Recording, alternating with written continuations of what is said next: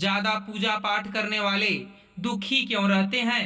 प्रिय श्रोताओं, बहुत बार ऐसा देखने को मिलता है कि जो ज्यादा भगवान की पूजा पाठ करता है, अच्छे कर्म करता है, वह परेशान और दुखी रहता है। वहीं जो बुरे कर्म करता है, भगवान को भी नहीं मानता, कभी पूजा पाठ नहीं करता, कभी संतों का संग नहीं करता, वह सबसे ज्यादा सुखी जीवन जीता है। मित्रों, यह सब चीजें देखकर कभी कभी हमारे मन में विचार आता है कि भगवान ही गलत हैं। मित्रों, यह कोई कहानी नहीं है, ऐसा हर किसी के साथ होता है। तो आइए मित्रों, आज हम इस वीडियो में आपको इसके पीछे का कारण बताने वाले हैं। इसका उत्तर स्वयं भगवान श्री कृष्ण ने दिया है कि आखिर ज्यादा पूजा पाठ करने वाला दुखी और परेशान क्यों रहता है, आखिर उसे इतनी परीक्षा क्यों देनी पड़ती है, जबकि भगवान को ना मानने वाला और जो अधर्म की राह में है वह सुख है और जिंदगी का लुत्फ उठा रहा है। मित्रों, इस सवाल का उत्तर भगवान श्री कृष्ण ने भगवत गीता के माध्यम से बड़ी स्पष्टता से अर्जुन को बताया है। नमस्कार मित्रों, बात द्वापर युग की है।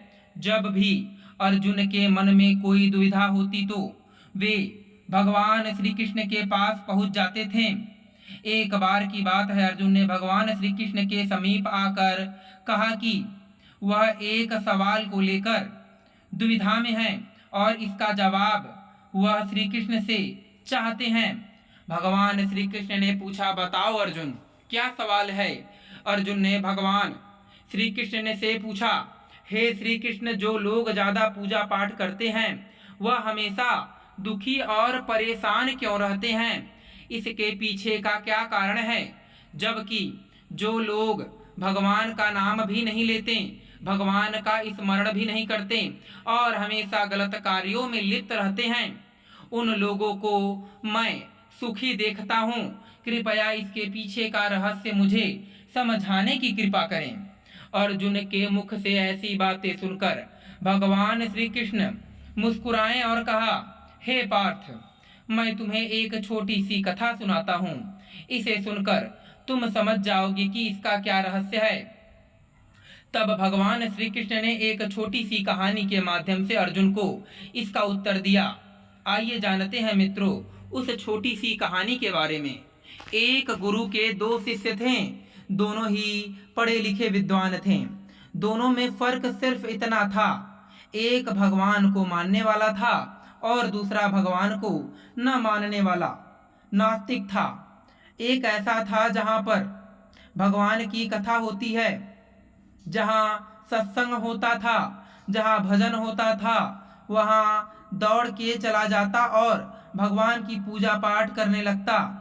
दूसरा शिष्य इन सब चीजों से काफी दूर रहता, वह शराब पान भी करता, वेश्याओं के साथ रमण करता, सारी की सारी बुरी आदतें दूसरे शिष्य में थी। एक दिन ऐसा हुआ कि एक शिष्य शराब पीकर अनाप शनाप बोलते हुए रास्ते में पैदल चलते हुए अपने घर को जा रहा था। अचानक उसको रास्ते में पैसों से भरा एक बैग मिल जाता है। पैसे का बैग मिलते ही उसकी खुशी का ठिकाना नहीं रहा। वह जोर जोर से चिल्लाते हुए सबको बताने लगा कि मुझे आज पैसों से भरा बैग मिल गया है, मेरा जीवन सफल हो गया। इन पैसों से मैं अपने जीवन की आवश्यकताओं की पूर्ति करूंगा। वहीं दूसरा शिष्य मंदिर से भजन करते हुए अपने घर को जा रहा था। अचानक उसके पैर में एक बड़ी सी लोहे की कील चुभ जाती है और उसके पैर से बहुत सारा रक्त निकलने लगता है। ठीक उसी समय दूसरा शिष्य भी वहीं पहुंच जाता है और हंसते हुए सबको बोलने लगता है, क्यों तुम वही हो ना जो सबसे ज्यादा पूजा पाठ करते हो, भगवान का भजन करते हो, क्या दिया तुम्हारे भगवान ने तुम्हें। मुझे देखो, मैं कभी मंदिर नहीं गया, मैंने कोई भी काम अच्छा नहीं किया, मेरे घर में भगवान का मंदिर भी नहीं है, मैंने कभी अपने घर में सत्यनारायण भगवान की कथा नहीं कराई, भगवान के सामने कभी माथा नहीं टेका, फिर भी मैं कितना प्रसन्न हूँ, अमीर हूँ, मेरे पास पैसों की कोई कमी नहीं है, दुनिया में सबसे ज्यादा सुखी जीवन मैं ही जी रहा हूँ। अच्छे शिष्य को उसकी बात चुभने लगी। उसने मन ही मन विचार किया, हाँ यह तो सच बोल रहा है। मैं कितनी पूजा पाठ करता हूँ, मैं कितना भगवान को याद करता हूँ, फिर भी मैं इतना दुखी हूँ, और यह कुछ नहीं करता फिर भी कितना सुखी है। इतना सोचते हुए वह अपने गुरु के पास चला जाता है और यही प्रश्न वह अपने गुरु से कहता है। गुरुजी मुस्कुराते हुए उससे कहते हैं, हे वत्स्य, भगवान जो करते हैं अच्छे के लिए ही करते हैं। जिसकी जैसी योग्यता होती है उसको उसी के अनुसार फल देते हैं। अब मैं तुम्हारे प्रश्न का उत्तर देता हूँ। तुम जानते हो भगवान ने तुम्हारे पैर में कील क्यों चुभाए और उसको पैसों से भरी हुई बैग क्यों मिली? तो सुनो वत्स्य, तुमने पिछले जन्म में बहुत पाप किया था, इसलिए तुम्हारी आज मौत होने वाली थी, लेकिन तुम बच गए क्योंकि तुम मंदिर गए थे, तुमने भगवान की पूजा की थी। यही एक कारण है कि तुम्हारी मौत ना होकर सिर्फ पैर में एक कील चुभी। अब तुम्हारे मित्र की बात करते हैं। पूर्व जन्म में वह एक संत महापुरुष था, इसलिए उसकी आज किस्मत बदलने वाली थी। वह आज करोड़ों की संपत्ति का मालिक बनने वाला था, मगर इस जन्म में उसने कोई भी अच्छा काम नहीं किया, इसलिए पूर्व जन्म के फल के अनुसार उसको थोड़े पैसे ही मिले, जबकि वह आज अरबों के संपत्ति का मालिक बनने वाला था। इसलिए वत्स्य, भगवान को दोष देना छोड़ दो, अपने वर्तमान के समय का सदुपयोग करो, भविष्य अपने आप सुधर जाएगा। गुरुजी की बातें सुनकर उसकी आंखें खुल गईं और वह फिर से अपने पूजा पाठ में लिप्त हो गया। जीवन में वाणी पर काबू रखना अनिवार्य है, क्योंकि वाणी से दिए हुए घाव कभी नहीं भर सकते हैं। जीवन में कभी मौका मिले तो किसी के लिए सारथी बनना, स्वार्थी नहीं।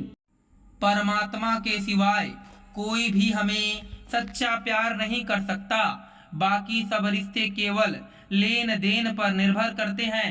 अगर ईश्वर ने वह ले लिया जिसे खोने की आप कभी कल्पना भी नहीं कर सकते, तो अवश्य वह कुछ ऐसा भी देंगे जिसे पाने का आपने कभी सोचा भी नहीं होगा। समय के साथ हर इंसान को इस बात का एहसास हो जाता है कि केवल परमात्मा का प्यार अंत तक हमारा साथ देता है। चाहे हम उसे प्यार करें या नहीं, हमेशा वह काम करे जो सही है, वह ना करे जो आसान है। जब हम प्रार्थना करते हैं तो ईश्वर हमारे कहने से ज़्यादा सुनता है। जितना हम पूछते हैं उससे ज़्यादा जवाब देता है। जितनी हम कल्पना करते हैं उससे ज़्यादा अपने समय में और अपने तरीके से देता है। करीबी और गरीबी का सिखाया हुआ सबक इंसान को अंदर से बदलने पर मजबूर कर देता है। करीबी और गरीबी का सिखाया हुआ सबक इंसान को अंदर से बदलने पर मजबूर कर देता है। रावण ब्राह्मण होकर भी असुर बन गया और सबरी दलित होकर भी देवी।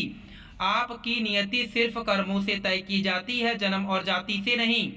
जब समस्या अपनों से हो तो समाधान खोजना चाहिए, न्याय नहीं, क्योंकि न्याय में एक व्यक्ति खुश होता है और दूसरा नाराज, जबकि समाधान में दोनों खुश होते हैं। समय का चक्र बहुत तेज चलता है, इसलिए ना तो बल का अहंकार करे ना ही अपने धन का। भगवान श्री कृष्ण कहते हैं कि जैसे खौलते पानी में कभी कोई परछाई नहीं दिखती, वैसे ही एक बेचैन मन से किसी समस्या का समाधान नहीं मिलेगा। इसलिए शांत मन से सोचिए, आपको हर समस्या का हल मिलेगा। प्रार्थना शब्दों से नहीं, हृदय से होनी चाहिए, क्योंकि ईश्वर उनकी भी सुनते हैं जो बोल नहीं सकते। रंग छोड़ते कपड़े और रंग बदलते लोग चाहे कितने भी ब्रांडेड हो, दिल से उतर ही जाते हैं। अक्सर लोग बिछड़ने की वजह पूछते हैं और मैं अपनी कमी बताकर तुम्हारी इज्जत बचा लेता हूँ। करो दिल से सजदा तो इबादत बनेगी, माँ बाप की सेवा अमानत बनेगी। खुलेगा जब तुम्हारे गुनाहों का खाता तो माँ बाप की सेवा जमानत बनेगी। मन का झुकना बहुत जरूरी है, केवल सर को झुकाने से परमात्मा को प्राप्त नहीं किया जा सकता। मित्रों, मैं उम्मीद करता हूँ कि आपको यह कथा समझ में आ गई होगी। फिर मिलेंगे आपसे अगली कथा में। आप सभी का धन्यवाद।